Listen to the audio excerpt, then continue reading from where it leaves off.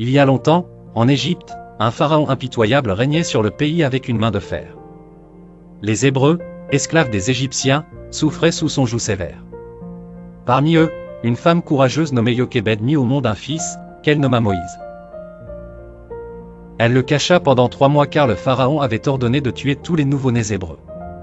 Un jour, ne pouvant plus le dissimuler, elle plaça Moïse dans un panier fait de papyrus et l'abandonna sur le Nil, espérant qu'il survivrait grâce à l'intervention divine. Sa sœur, Myriam, veillait de loin, suivant le flot de l'eau avec anxiété. Ce fut la fille du pharaon qui trouva l'enfant parmi les roseaux. Touchée par sa beauté et sa vulnérabilité, elle décida de l'adopter, lui offrant un foyer au sein même du palais royal. Moïse grandit ainsi, partagé entre 2 mondes.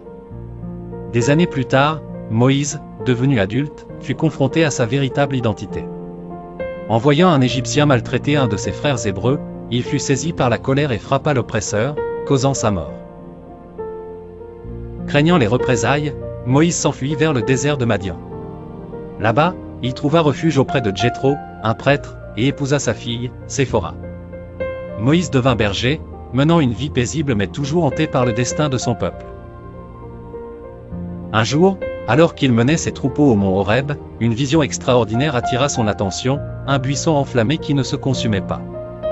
Dieu, parlant à travers les flammes, lui révéla sa mission. Moïse devait retourner en Égypte et libérer les Hébreux.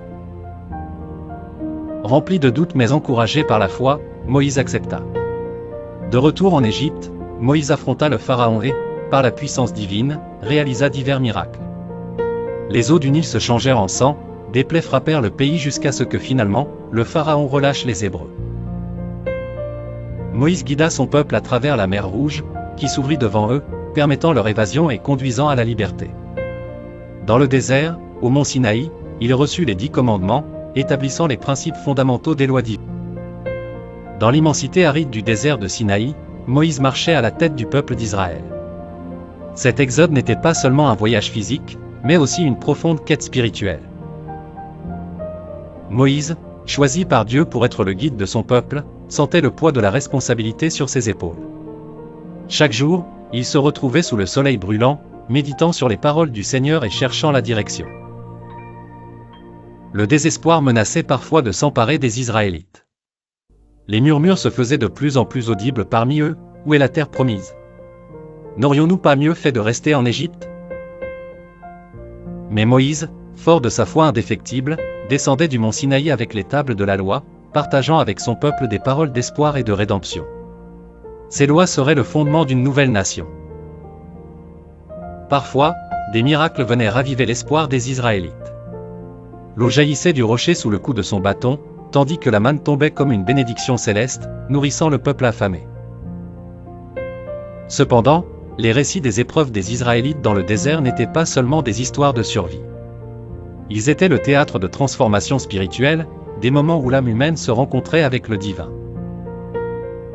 Moïse savait que la vraie libération ne résidait pas simplement en une nouvelle terre, mais dans la libération des chaînes de l'ignorance et du doute. Un jour, après 40 ans d'errance, le peuple aperçut les terres de Canaan à l'horizon. La joie palpable dans l'air était un témoignage de leur foi, de leur résilience et de leur unité. Moïse, conscient de sa mission accomplie, contempla les terres qu'il ne foulerait jamais, laissant derrière lui un héritage de foi et de détermination. Ainsi, dans les pages de l'histoire sacrée, le voyage de Moïse et du peuple d'Israël dans le désert reste un symbole intemporel de foi, de quête et d'accomplissement spirituel. Moïse, le grand prophète et libérateur, sentait ses jours se terminer. Après avoir guidé son peuple hors de l'Égypte et à travers le désert, il se tenait à la lisière de la terre promise. Mais, conformément à la volonté divine, il savait qu'il ne lui serait pas permis d'y entrer. Dieu parla à Moïse et lui dit, « Il est temps que ton successeur prenne le relais. Choisis Josué, fils de Nun. Il sera celui qui mènera ton peuple en Canaan. » Moïse appela Josué devant l'assemblée des Israélites. Le grand prophète, d'une main tremblante mais résolue, posa son autre main sur Josué, un geste symbolique, une transmission d'autorité et de bénédiction. « Josué, dit Moïse, tu es maintenant choisi pour conduire notre peuple. Sois fort et courageux. » Les yeux des milliers d'Israélites étaient fixés sur Josué. Sa jeunesse contrastait avec Moïse, mais son cœur brûlait de la même foi. Au sommet du mont Nebo, Moïse jeta son regard sur Canaan. Il vit les vastes plaines, les collines fertiles et le fleuve Jourdain serpenter à l'horizon. En ce dernier instant, il ressentit une paix intérieure, sachant que son peuple était entre de bonnes mains. Josué se tenait à ses côtés, conscient de l'immense responsabilité qui lui incomberait. « Le Seigneur est avec moi, pensa-t-il, comme il était avec Moïse. Je ne serai pas seul. » La mission de Josué ne serait pas facile. Il affronterait des batailles, unirait les tribus sous un même but et devrait maintenir la foi parmi son peuple. Mais soutenu par la promesse divine, il avançait avec confiance. Et lorsque Moïse ferma enfin les yeux, le murmure du vent semblait chanter les louanges de cet homme qui, par sa fidèle obéissance à Dieu, avait changé le cours de l'histoire des siens. C'est ainsi que Josué prit la relève, guidant les Israélites vers une nouvelle ère, une nouvelle maison, sous la protection du Dieu qu'ils avaient appris à aimer. La saga des enfants d'Israël s'enrichissait d'un nouveau chapitre.